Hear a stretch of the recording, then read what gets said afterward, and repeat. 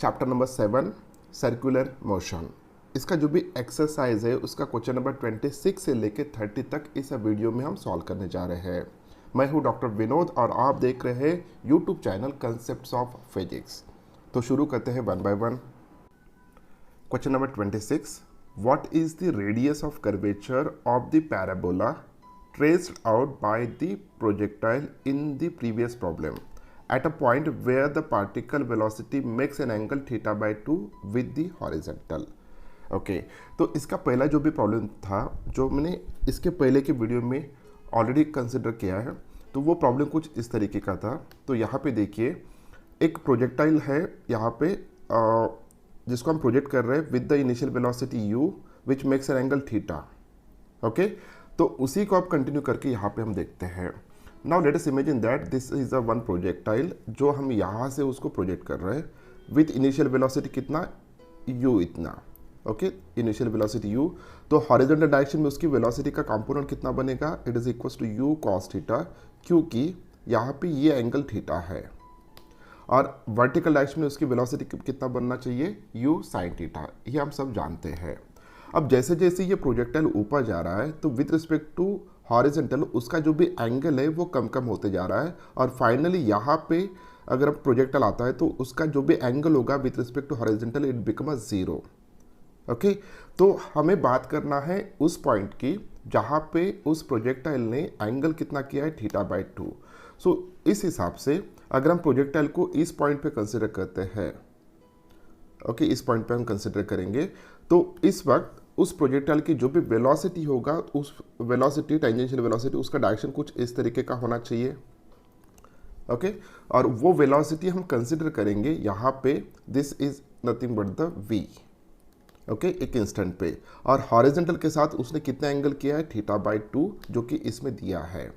Okay अब यहाँ पे जब प्रोजेक्टाइल है उस वक्त रेडियस ऑफ कर्वेचर कितना होगा, अगर हम छोटे से पार्ट इसका अगर कंसिडर करते हैं like this one, circular motion ये कर रहा है तो यहाँ से लेके यहाँ तक का जो भी पार्ट है यहाँ से लेके यहाँ तक का, सो वो सर्कुलर आर्क है ऐसा हम कंसिडर करेंगे उस पैराबोलिक पाथ का। ओके तो इसका जो भी सेंटर होगा इस रेडियस का तो वो यहाँ पे आना चाहिए और यहाँ से लेके यहाँ तक का जो भी डिस्टेंस होगा this is called as radius of curvature, वही हमें यहाँ पे फाइंड आउट करना है।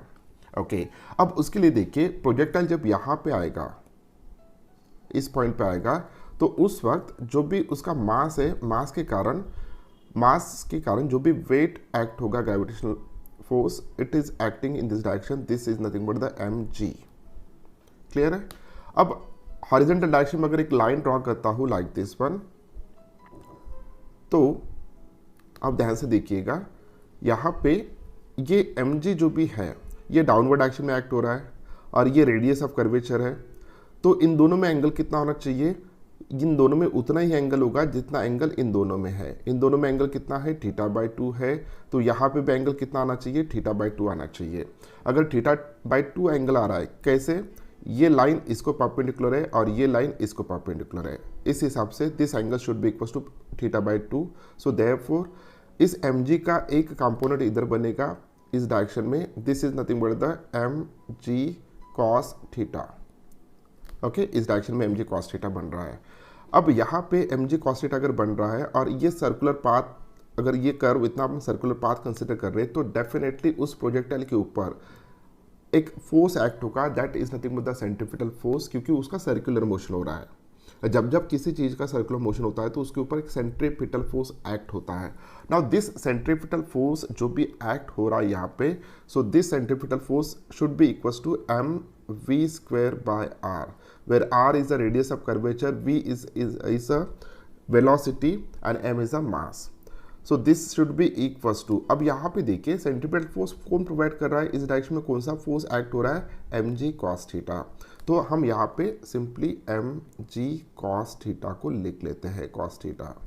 ओके अब देखिए यहाँ पे वेलोसिटी कितना है v है इस पॉइंट पे, ओके v है, इसका एक कंपोनेंट हम हॉरिजॉन्टल डायरेक्शन में अगर कंसिडर करते हैं तो इसका वैल्यू कितना आना चाहिए, इस वेलोसिटी का कंपोनेंट हॉरिजॉन्टल डायरेक्शन में it should be equals to v cos theta by 2। Okay यहाँ पे थीटा बाई 2 होगा। यहाँ पे भी थीटा बाई 2 होगा क्योंकि ये एंगल थीटा बाई 2 है। Okay, so v cos theta by 2 इतना एंगल यहाँ पे आ रहा है। अब हम जब ने प्रोजेक्ट किया था उस वक्त इस डायरेक्शन में वेलोसिटी कितना था, हॉरिजॉन्टल डायरेक्शन में यू कॉस थीटा। ओके, क्या प्रोजेक्टाइल मोशन जब हो रहा है तो हॉरिजॉन्टल डायरेक्शन में उसका एक्सेलरेशन हो रहा है क्या? Answer is that not. So जैसे जैसे प्रोजेक्टाइल ऊपर जा रहा है तो उसका हॉरिजॉन्टल कंपोनेंट हमेशा कांस्टेंट होता है, और इस पॉइंट पे हॉरिजॉन्टल कंपोनेंट कितना आया है? v cos theta by 2। ये वैल्यू और ये वैल्यू दोनों सेम होना चाहिए।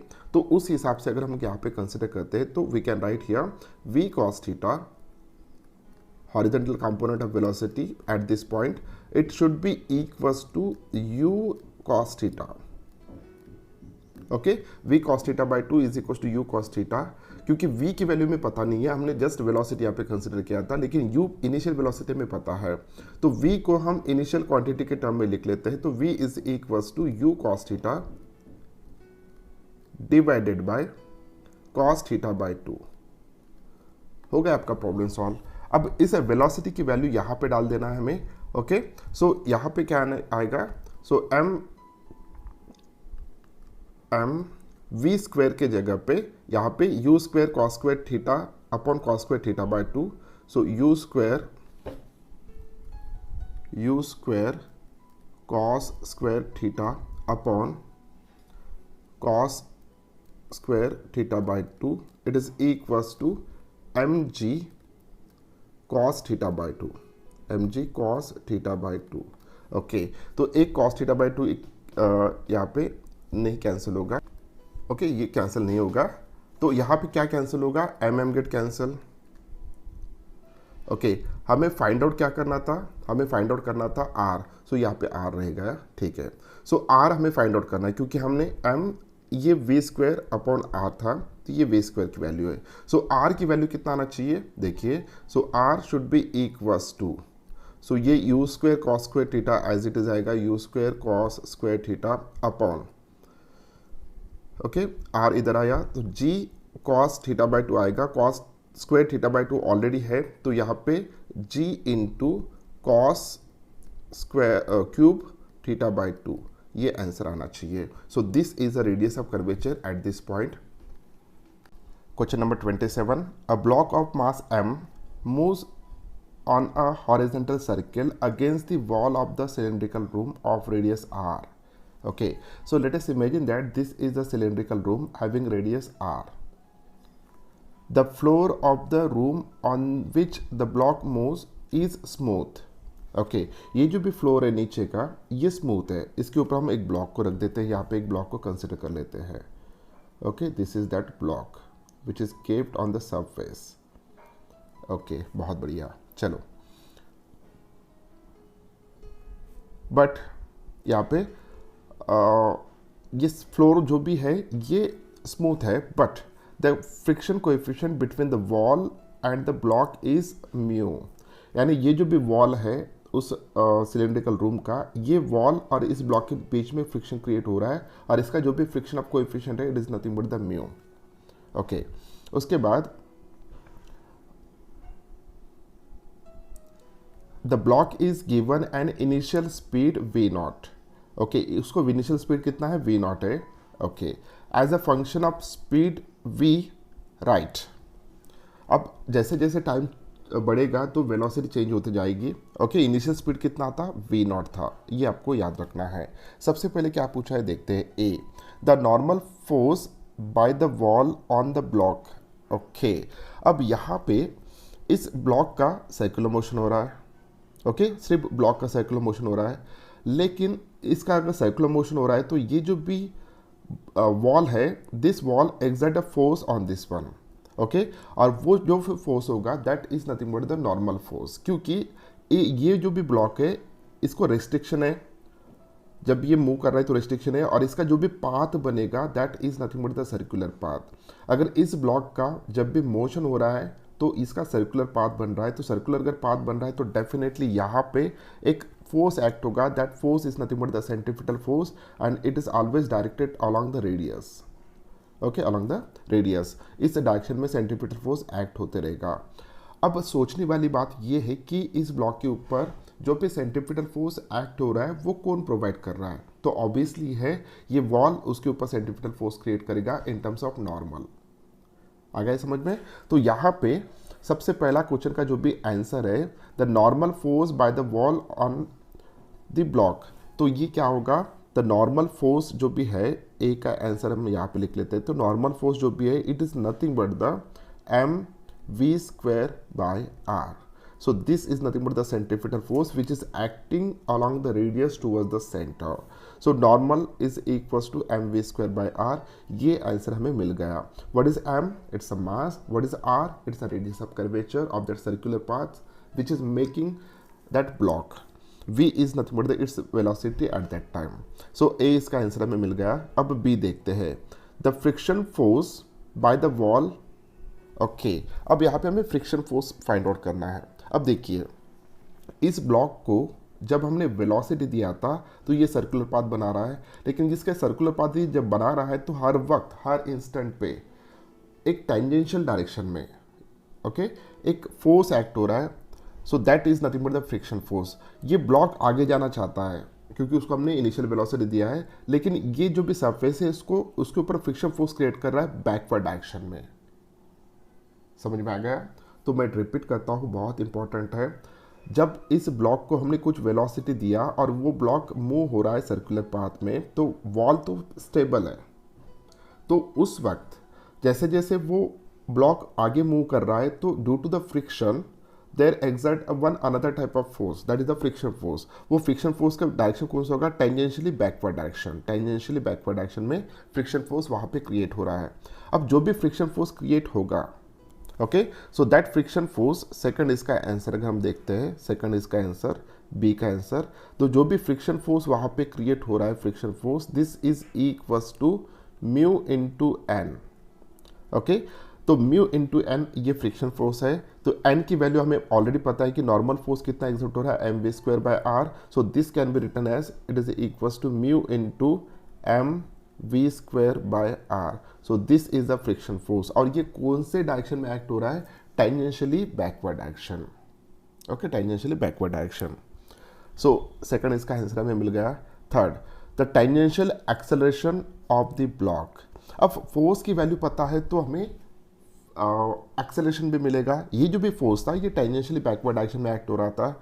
अब टेंजेंशियली बैकवर्ड डायरेक्शन में अगर एक्ट हो रहा है तो डेफिनेटली उसकी इनिशियल वेलोसिटी अगर v नॉट है तो धीरे धीरे उसकी वेलोसिटी कम होना चाहिए कि बढ़ना चाहिए।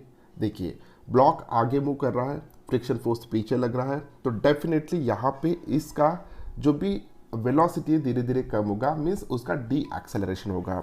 और वो डी एक्सेलरेशन कितना होगा? According to Newton's second law, force is equals to, C का option, force is equals to mass into acceleration.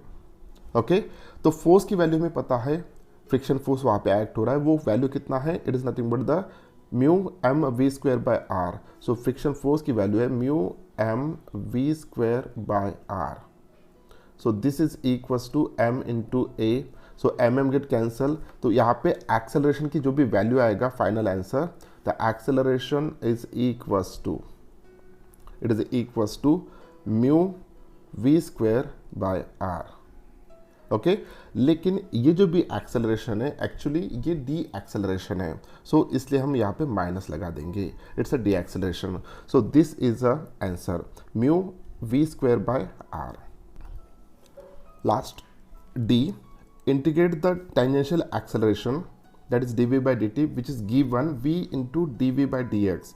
हम ऐसे लिख सकते हैं, to obtain the speed of the block after one revolution. Okay, एक revolution complete होने के बाद उसका जो भी डी एक्सेलरेशन है वो कितना हो रहा है उसको हमें इंटीग्रेट करना है पूरे पाथ पे। अब देखिए इसको हमने इनिशियल वेलोसिटी कितना दिया था? We not. ओके, सो जब उसने डिस्टेंस ट्रैवल ही नहीं किया था यानी s is equal to 0 consider करेंगे, उस वक्त उसकी वेलोसिटी कितना है? उस वक्त उसकी वेलोसिटी है वी नॉट। तो ये जब सर्कुलर पाथ कंप्लीट करेगा, ओके, सर्कुलर पाथ कंप्लीट करेगा उस वक्त उसकी वेलोसिटी हम मान के चलेंगे कि v है। तो s डिस्टेंस कितना ट्रैवल कर चुका है ऑलरेडी वो, it is equal to 2 pi r। This is the circumference of that circular path. Okay, उस वक्त वेलोसिटी कितना है, v है। ओके, ये दोनों चीज़ें अगर समझ में आ गई तो हम यहाँ पे अब इस इक्वेशन का यूज़ करेंगे। सो एक्सेलरेशन जो भी है, tangential acceleration, it is written as v into d v by d s. So write down here v into d v by d s is equals to जो भी tangential acceleration था उसकी value हमने already निकाला है, it is equals to minus mu v square by r. So यहाँ पे सिर्फ एक्सेलरेशन पूछा है तो v square mu v square by r. Okay, so यहाँ पे एक v कैंसिल हो जाएगा, ds को हम इधर शिफ्ट कर लेते हैं और v को इधर शिफ्ट कर लेते हैं। ऐसा करने के बाद यहाँ पे जो भी वैल्यू आएगा that is nothing but the d v by v is equals to, क्योंकि एक v तो यहाँ पे कैंसिल हो चुका था, v को हमने इधर ला लिया, so mu upon r into D S. अब इस इक्वेशन को हम इंटीग्रेट कर लेंगे। जब हम इस इक्वेशन को इंटीग्रेट करेंगे दोनों तरफ तो यहाँ पे with respect to d v होगा और ये integration with respect to d s होगा। तो वेलोसिटी कितना चेंज हो रहा है, सो इनिशियल वेलोसिटी कितना था, v नॉट था। फाइनल वेलोसिटी कितना है, it's a v। Initial displacement कितना था, 0। फाइनल डिस्प्लेसमेंट कितना है, हम s कंसिडर करेंगे जिसकी वैल्यू होगा 2 पाई r। जब इसको हम सॉल्व करेंगे, सॉल्व करने के बाद ये आएगा integration of d v by v. So ये आएगा ln ऑफ v और उसके अपर लिमिट कितना है, v है, और लोअर लिमिट कितना है, v नॉट है, इज इक्वल्स टू, ओके, ये log of v, upper limit v, lower limit v not, और यहाँ पे म्यू और कांस्टेंट निकलेगा, म्यू अपॉन r कांस्टेंट निकलेगा, और इंटीग्रेशन ऑफ ds के वैल्यू का s, तो ये सब्स्टिट्यूट कर दे तो ये सिर्फ s रहेगा upper limit and lower limit substitute करने के बाद। ओके, सो इसको हम सॉल्व कर लेंगे। So log of v minus log of v naught, तो हम इसको लिख सकते हैं log का फॉर्मूला यूज करके, ln of v upon v naught it is equals to mu upon r into s, और s की वैल्यू कितना है, mu upon r into s, s की वैल्यू है 2 pi r, 2 pi r। So here r get cancel, यानी 2 pi into mu बचेगा। सो यहाँ पे जब हम लॉग को हटा देते हैं तो ये होगा v upon v naught is equals to e to the power mu या 2 pi into mu, 2 pi into mu. Okay, so final answer जो भी आ रहा है यहाँ पे v is equals to v naught e to the power 2 pi mu. So this is a required answer. So final answer में यहाँ पे सिर्फ माइनस दिया है। ये माइनस क्यों आया, क्योंकि हमने सिर्फ यहाँ पे एक्सेलरेशन कंसिडर किया था। ओके, तो अगर माइनस कंसिडर करते हो तो यहाँ पे भी वो माइनस आ जाएगा। So this is the final answer. Question number 28, a table with smooth horizontal surface is fixed in a cabin that rotates with a uniform angular velocity omega in a circular path of radius are. Okay, ये पूरा का पूरा rotate हो रहा है। Okay, और इसका जो भी एंगुलर वेलोसिटी है वो ओमेगा दिया है, और सर्कुलर पाथ जो भी है उसका रेडियस ऑफ कर्वेचर आर दिया है। Okay, a smooth groove a b of length L which is very less than R is made on the surface of the table। यानी वो जो स्मूथ सरफेस था उसको यहाँ पे ग्रूव बना लिया हमने। Okay, the groove makes an angle theta with the radius O A. So O A को जो भी ये डायरेक्शन है, इस डायरेक्शन को वो जो ग्रूव हमने बनाया उसका एंगल कितना है, थीटा है। Okay, in which the cabin rotates। Okay, a small particles is kept at a point A in the groove and is released to move along AB। Find the time taken by the particle to reach point B। बहुत ही easy question है। सो देखिए, ये smooth table है, इसके ऊपर हमने groove बना लिया along the direction of AB, और एक पार्टिकल को हमने यहाँ पे रख दिया। ओके, एक पार्टिकल को हमने यहाँ पे रख दिया। अब वो पार्टिकल क्या करेगा, जब ये पूरा का पूरा सिस्टम रोटेट हो रहा है तो डेफिनेटली उसको आउटर डायरेक्शन में एक फोर्स, क्योंकि उसकी टेंडेंसी है स्ट्रेट जाने की किसी भी चीज़ की, अगर वो सर्कुलर पाथ बनाता है तो डेफिनेटली वहाँ पे सेंट्रीपिटल फोर्स एक्ट होना चाहिए। अगर लेकिन यहाँ पे ये टेबल ही स्मूथ है तो ऑब्वियसली इसको सफिशिएंट फ्रिक्शन नहीं मिलेगा, तो ये पार्टिकल जो भी है ए से लेके बी तक जाएगा। तो सबसे पहले हम ये सोचेंगे कि इस पॉइंट पे इस पार्टिकल के ऊपर कितना सेंट्रीफ्यूगल फोर्स एक्ट हो रहा है। ओके, तो जो भी सेंट्रीफ्यूगल फोर्स इस पार्टिकल के ऊपर एक्ट होगा, और सेकंड इन्होंने बहुत इंपॉर्टेंट टर्म दिया है कि इस ग्रू का लेंथ कितना है, एल है। तो यहाँ से लेके यहाँ तक लेंथ एल है, और ये जो भी लेंथ है as compare to this radius it is very very less. इसके लिए अगर पार्टिकल यहाँ पे हो, या पार्टिकल यहाँ पे हो, या पार्टिकल यहाँ पे हो, या पार्टिकल यहाँ पे हो, तो हर वक्त हम उसका जो भी रेडियस ऑफ कर्वेचर कंसिडर करेंगे सर्कुलर मोशन वक्त होते वक्त, उसको हम आर कंसिडर करेंगे। तो यहाँ पे उस पार्टिकल के ऊपर कितना फोर्स एक्ट हो रहा है इस डायरेक्शन में, इन दिस डायरेक्शन, तो वो हमें यहाँ पे देखना है जब वो उसका सर्कुलर मोशन हो रहा है तब। तो तब जो भी फोर्स एक्ट हो रहा है that force is equals to m we square by r, where v is a velocity, या ओमेगा के टर्म में लिखते हैं तो m omega square are. So इतना सेंट्रीपिटल फोर्स उसके ऊपर एक्ट हो रहा है। तो एक्सेलरेशन कितना होगा उसका, तो acceleration is equals to omega square r होना चाहिए। So this is the centripetal acceleration. तो इस पॉइंट पे सेंट्रीपिटल एक्सेलरेशन इज इतना एक्ट हो रहा है, लेकिन ये एक्सेलरेशन का डायरेक्शन देखिए आप, ये इज टुवर्ड्स द सेंटर्ड है, लेकिन इस पार्टिकल का एक्सेलरेशन जो भी होना है ये इस डायरेक्शन में होगा। ओके, इस डायरेक्शन में। तो इस डायरेक्शन में कितना होगा, तो इसी का एक कंपोनेंट हम इस डायरेक्शन में कंसिडर कर लेंगे। जब हम कंपोनेंट कंसिडर करेंगे तो एक्सेलरेशन जो भी होगा that is nothing but the a dash, so it is equals to omega square r into cos theta. तो वो एक कंपोनेंट आएगा। ओके, सो क्योंकि ये एंगल कितना है, थीटा है, तो इसका कंपोनेंट कितना आ रहा है, omega square r into cos theta. अब यहाँ से लेके यहाँ तक का लेंथ कितना है, it is equals to l. तो कितना डिस्टेंस ट्रैवल करेगा वो पार्टिकल, तो आंसर इज दैट एल। तो यहाँ पे हम simple equation of motion use करेंगे, कौन सा, s is equals to u t plus half a t square, half a t square, ये वाला फॉर्मूला यूज करेंगे। So what is s, it is a total distance covered by that particle from a to b which is equals to l is equals to what is the initial velocity. उसको जब हमने release किया है तो initial velocity की value 0 होगा, तो ये टर्म 0 आ जाएगा, plus half into a and acceleration a dash which is equals to omega square r cos theta. So omega square r cos theta, okay, into t square, okay, into t square. हमें निकालना है यहाँ पे T. सो यहाँ पे T square की value कितना आएगा, T square is equals to twice l upon r omega square cos theta. Okay, तो टी की वैल्यू कितना आना चाहिए, तो टी की वैल्यू आएगा square root of this whole things, so twice l upon r omega square into cos theta. So बहुत ही सिंपल क्वेश्चन था जिसको हमने कर लिया सॉल्व।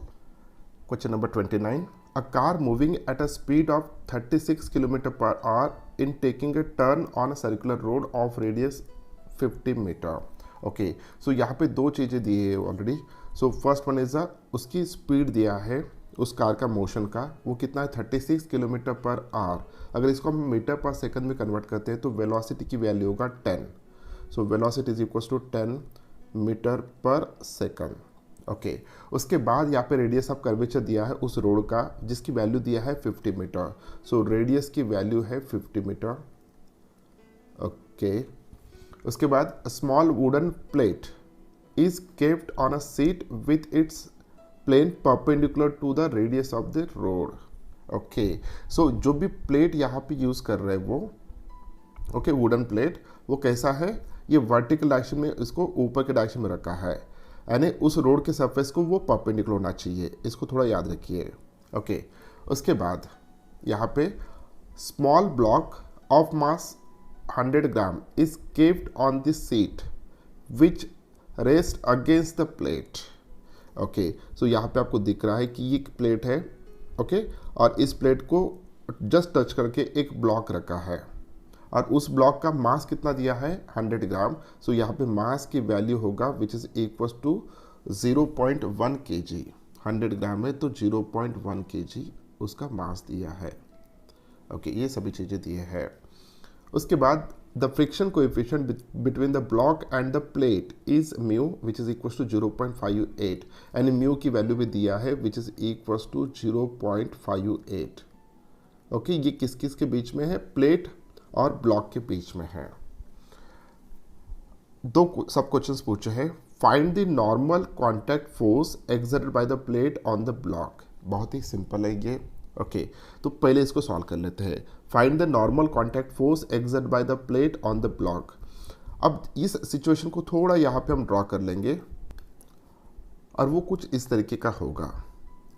ओके, सो यहाँ पे देखिए, दिस इज द प्लेट और दिस इज द ब्लॉक। अब इन दोनों के बीच में यहाँ पे, क्योंकि इस ब्लॉक का जब कार टर्न कर रहा है तो डेफिनेटली कार का सर्कुलर मोशन होना चाहिए। कार का सर्कुलर मोशन हो रहा है तो ये इस ब्लॉक का भी सर्कुलर मोशन होगा, तो इसको प्रॉपर सेंट्रीपिटल फोर्स एक्ट होना चाहिए सर्कुलर मोशन होने के लिए। ओके, तो ये प्लेट क्या कर रहा है? ये प्लेट इसको नॉर्मल के फॉर्म में सेंट्रीपिटल फोर्स प्रोवाइड कर रहा है। क्योंकि बहुत सारे टीचर्स, इवन दो मैंने जब देखे हैं ऑनलाइन कुछ, तो बहुत सारे टीचर्स यहाँ पे सेंट्रीफ्यूगल फोर्स लगाते हैं। अरे भैया, सेंट्रीफ्यूगल फोर्स जो भी होता है वो non inertial frame of reference में लगता है। सीधा सीधा लिखते हैं कि इस ब्लॉक की टेंडेंसी आगे जाने की, तो इधर सेंट्रीपिटल फोर्स एक्ट होगा, इधर नॉर्मल एक्ट होगा। ये गलत है। ओके, क्योंकि इस चीज़ को ऑब्जर्व कर रहे हैं हम इनर्शियल फ्रेम ऑफ रेफरेंस से, और इनर्शियल फ्रेम ऑफ रेफरेंस में सेंट्रीफ्यूगल फोर्स का कंसेप्ट आता ही नहीं है।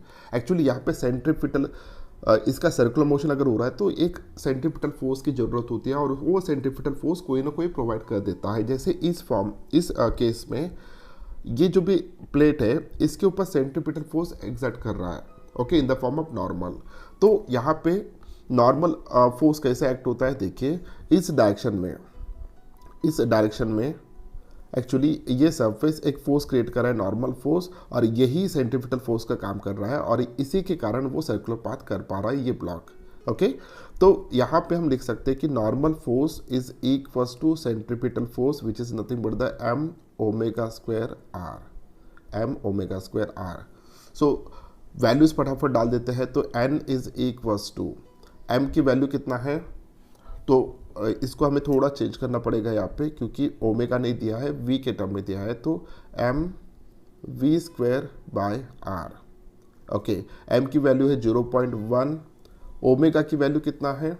v की वैल्यू कितना है? 10, तो ये होगा 100 divided by radius of curvature कितना है? 50।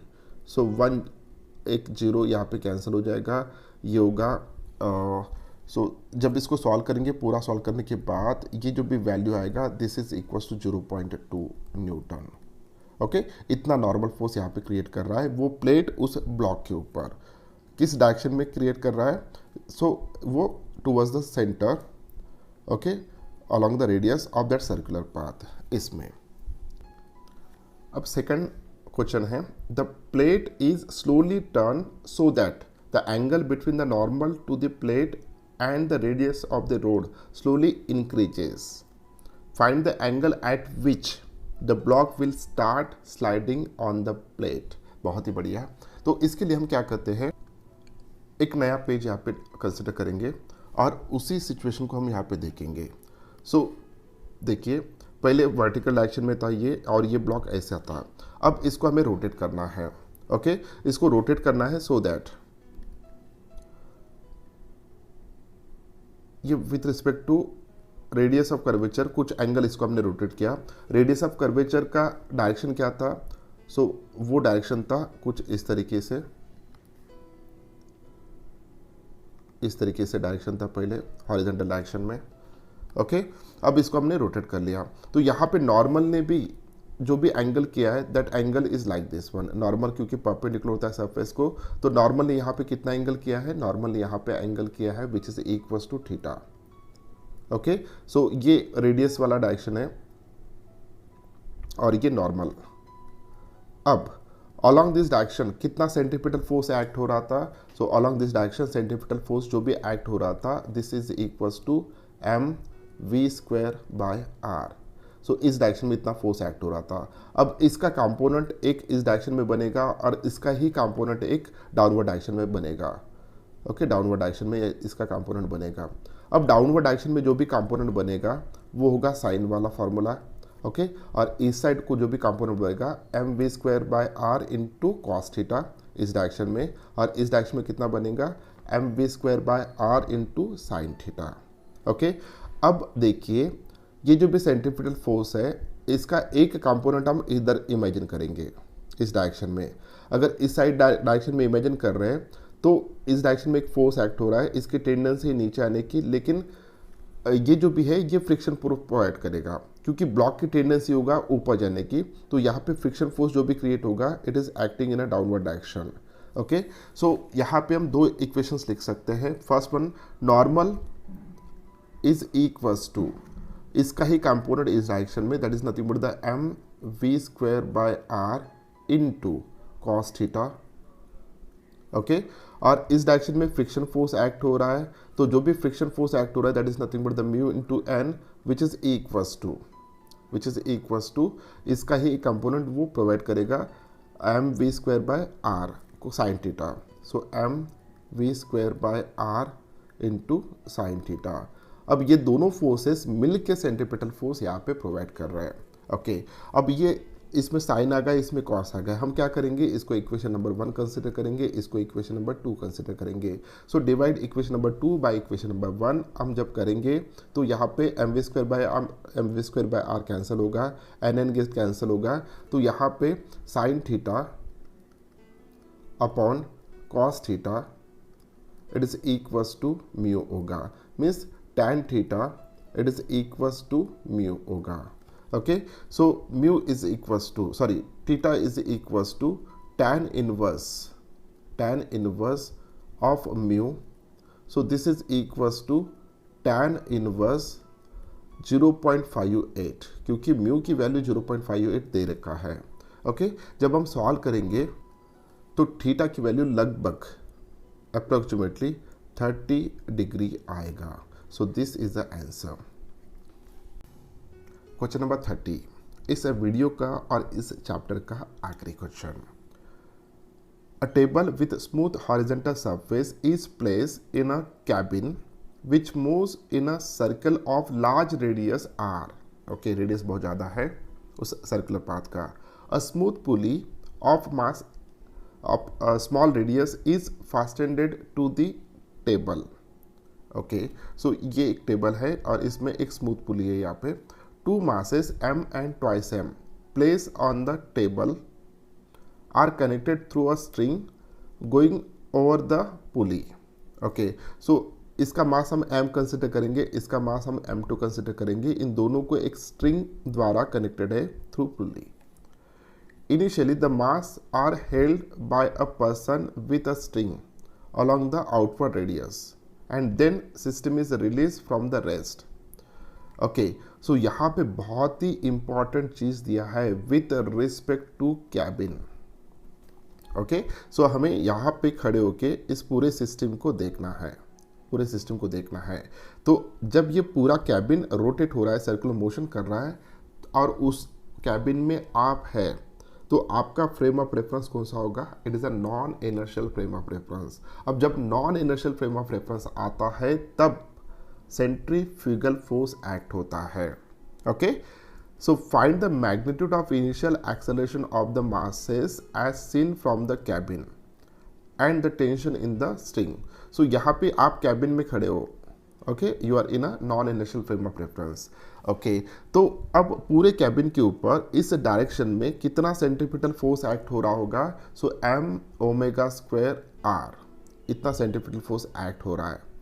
तो इतना सेंट्रीपिटल फोर्स अगर एक्ट हो रहा है और इस पर्सन के ऊपर भी इतना ही सेंट्रीपिटल फोर्स एक्ट हो रहा है और वो हर चीज़ के ऊपर इतना ही सेंट्रीपिटल फोर्स एक्ट हो रहा है, तो इस पर्सन को ये दिखेगा कि इसके ऊपर, क्योंकि दोनों एक्सीलरेटेड फ्रेम ऑफ रेफरेंस में, तो इसको ये दिखेगा कि इसके ऊपर सेंट्रीफ्यूगल फोर्स एक्ट हो रहा है आउटवर्ड डायरेक्शन में, और उसकी वैल्यू कितना है, mass into omega square are. So इसका मास कितना है m, so m omega square R, इतना इसको दिखेगा कि इसके ऊपर इतना फोर्स एग्जर्ट हो रहा है और इसके ऊपर कितना फोर्स एग्जर्ट होगा, तो इसका मास कितना है, ट्वाइस m है, तो 2m omega square R, where r is a radius of that circular path, omega is a angular velocity. Okay, so इतने फोर्सेस उसके ऊपर एक्ट हो रहे हैं, ऐसा इस पर्सन को दिखेगा। These are the centrifugal force. Okay, अब देखिए बहुत इजी हो गया। अब इस मास को ये वाला फोर्स इधर खींच रहा है और इस मास को ये वाला फोर्स इधर खींच रहा है। अब हम ये जानते हैं कि ये मास हेवी है, तो ये वाला फोर्स ज़्यादा होगा as compare to this one, तो पूरी सिस्टम इस साइड एक्सेलरेट होगा, ऐसा हम कंसिडर करेंगे। तो ये वाला सिस्टम इधर एक्सेलरेट होगा और ये ऐसे एक्सेलरेट होगा। अब इन दोनों के कारण यानी पूरा सिस्टम ऐसे एक्सेलरेट हो रहा है इन एंटी क्लॉकवाइज डायरेक्शन, और उसका एक्सेलरेशन हम कंसिडर करेंगे ए। अब ध्यान से सुनिएगा। सो यहाँ पे भी टेंशन क्रिएट होगा इस स्ट्रिंग में, और यहाँ पे भी टेंशन क्रिएट होगा। उस टेंशन की वैल्यू हम कंसिडर करते हैं टी। अब फर्स्ट इसका ब्लॉक डायग्राम अगर हम बनाते हैं, फर्स्ट बॉडी का ब्लॉक डायग्राम बनाते हैं, तो जिसका मास है m, तो उसके ऊपर कौन कौन से फोर्सेस एक्ट हो रहे हैं हम थोड़ा डिस्कस कर लेते हैं। सो इस डायरेक्शन में एक फोर्स एक्ट हो रहा है, that is nothing but the tension. Okay, और पूरा मास जो भी है वो इस डायरेक्शन में आ रहा है, एक्सलेट हो रहा है, that is nothing but the ए। और इस डायरेक्शन में कौन सा फोर्स एक्ट हो रहा है, इस डायरेक्शन में फोर्स एक्ट हो रहा है m omega square are. So m omega square r. तो यहाँ पे अगर हम न्यूटन्स का लॉ यूज करते हैं तो m a it is equals to t minus M omega square r. ये पहला इक्वेशन हमें मिलेगा। ओके, क्योंकि पूरा बॉडी इधर एक्सलेट हो रहा है, तो नेट फोर्सेस कौन से एक्ट हो रहे हैं, टी इस डायरेक्शन में और अपोजिट डायरेक्शन में एम ओमेगा स्क्वायर आर। तो ये इक्वेशन हमने लिख दिया, पहला इक्वेशन। अब इस बॉडी का अगर हम फ्री बॉडी डायग्राम बनाते हैं तो वो कैसा रहेगा देखिए। सो सेकंड बॉडी का फ्री बॉडी डायग्राम अगर बनाते हैं जिसका मास है ट्वाइस एम, तो इसके ऊपर कौन से फोर्सेस एक्ट हो रहे हैं, twice M omega square r, और इस डायरेक्शन में क्या एक्ट हो रहा है, टेंशन। और पूरी बॉडी इधर एक्सेलेट हो रही है क्योंकि ये इधर डायरेक्शन में एक्सेलेट हो रही है विद एक्सेलेरेशन ऑफ ए। तो इसका इक्वेशन कैसा आएगा, तो इसका इक्वेशन कुछ ऐसा आएगा। So twice m a it is equals to twice M omega square r minus t. So this is the second equation. अब इन दोनों इक्वेशन को हम क्या करेंगे, ऐड करेंगे, इक्वेशन नंबर 1 और इक्वेशन नंबर 2। अगर हम दोनों को ऐड करते हैं तो t t get cancel. Okay, so m a plus twice m a it is equals to 3ma which is equals to, यहाँ पे दोनों को ऐड कर रहे हैं तो यहाँ पे twice M omega square R है minus M omega square R means M omega square R. Okay, M M get cancel. So a is equals to omega square R upon 3। अब ये वाला वैल्यू हम इक्वेशन नंबर 1 में substitute कर देंगे। अगर equation number 1 में सब्स्टिट्यूट कर देते हैं एक्सेलरेशन की वैल्यू, तो m into omega square R by 3 it is equals to t minus m omega square R. Okay, so इसको अगर हम इधर लाते हैं और t की वैल्यू फाइंड आउट करते हैं, so t is equals to, final answer जो भी मिलेगा हमें वो मैं यहाँ पे लिख लेता हूँ। So t is equals to 4/3 m omega square by m omega square r। So this is a required answer. So ये था 30th क्वेश्चन जिसको हमने कर लिया सॉल्व। उम्मीद करता हूँ कि वीडियो आपको अच्छा लगा। अगर वीडियो अच्छा लगा तो इस वीडियो को लाइक कीजिए, अपने दोस्तों के साथ शेयर कीजिए, और चैनल को अगर अभी तक सब्सक्राइब नहीं किया है तो चैनल को सब्सक्राइब कीजिए, क्योंकि हम इस पूरे YouTube चैनल पे सिर्फ कंसेप्ट्स देखने वाले हैं। और सबसे पहले मेरी एक ही रिक्वेस्ट है हर स्टूडेंट से कि HC वर्मा सर की किताब जो भी है उसका जो भी एम है उस किताब का कि आपके कंसेप्ट क्लियर होना चाहिए, तो जितना हो सके खुद होके सॉल्व कीजिए। अगर खुद होके सॉल्व करते हैं तो वही आपके कंसेप्ट क्लियर हो गए। अगर किसी तरह डिफ़िकल्टी आती है तो फिर उसके लिए मैंने ये वीडियो बनाया है। ओके, सो रेडीमेड देखना नहीं है, तो आपको खुद होके प्रैक्टिस करना है। और कुछ समझ में नहीं आता है तो फिर रेफरेंस के लिए मेरा वीडियो देख सकते हैं। मेरा एम ये बिल्कुल नहीं है कि मेरा वॉच टाइम बढ़ना चाहिए। ओके, तो मेरा ये यही है कि अगर किसी स्टूडेंट को डिफ़िकल्टी आती है प्रॉब्लम सॉल्व करते वक्त, को एक रेफरेंस के लिए मैं ये वीडियो बना रहा हूँ। मिलते हैं नेक्स्ट वीडियो में नए चैप्टर के साथ, तब तक के लिए बाय बाय।